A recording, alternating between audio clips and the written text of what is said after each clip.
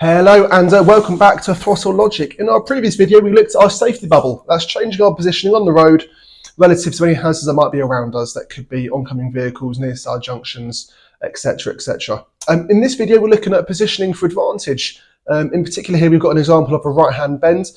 Going back to what we said previously, we typically use positions 1, 2 and 3 on the road, with 1 being close to the curb and 3 towards the white line in the centre of the road. This has got many advantages. For example, if we take position 1 here, we're looking at early views into right-hand bends. You've got space 1 coming traffic, and you can look down the near side of vehicles as well. Whereas 3, if you're going around the left-hand bend, you've got the extra visibility. You've got your safety bubble from any near side hazards on the curb, so pedestrians, for example, and it gives you that better overtaking opportunity too, if it were to come to it. And searching ahead up here then, we're going to freeze for a second and just have a look at that position the rider's in, just on the left-hand side of the road towards position 1.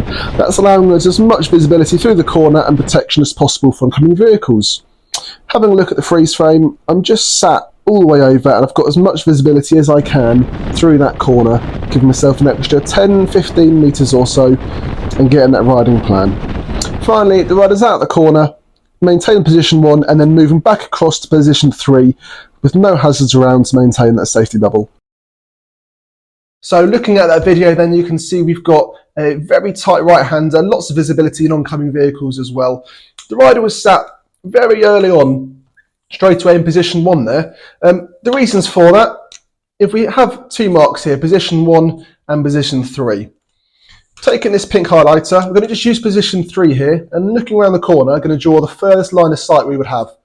That is going to be through the corner and towards that point over here on the far side of the road.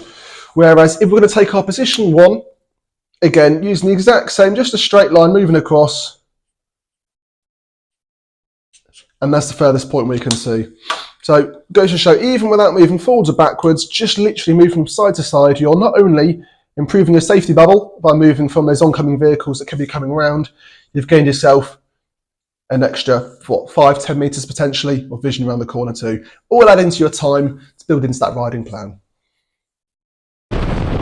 So very similar to our previous video then, we've got another left-hand bend. The main thing with left-hand is you want to watch out for when you're sat in position 3 is just watching out for any oncoming vehicles as well, just to make sure you're maintaining that safety bubble.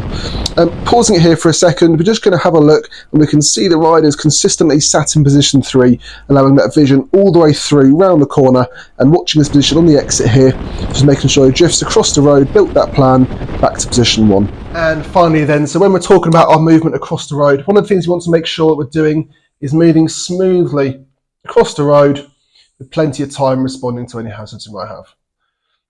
When we're coming across, the term I like to use quite often is like a shark through water. What I mean by that is if we're starting here and we've got, let's say, a pothole or some obstacle just there, we want to make sure that as we're coming up, we're giving ourselves plenty of time, speeding in advance and moving around the hazard just like that. What we want to try and avoid is rushing ahead by accident, not quite seeing it, and then seeing it last second and making a bit of a swerve.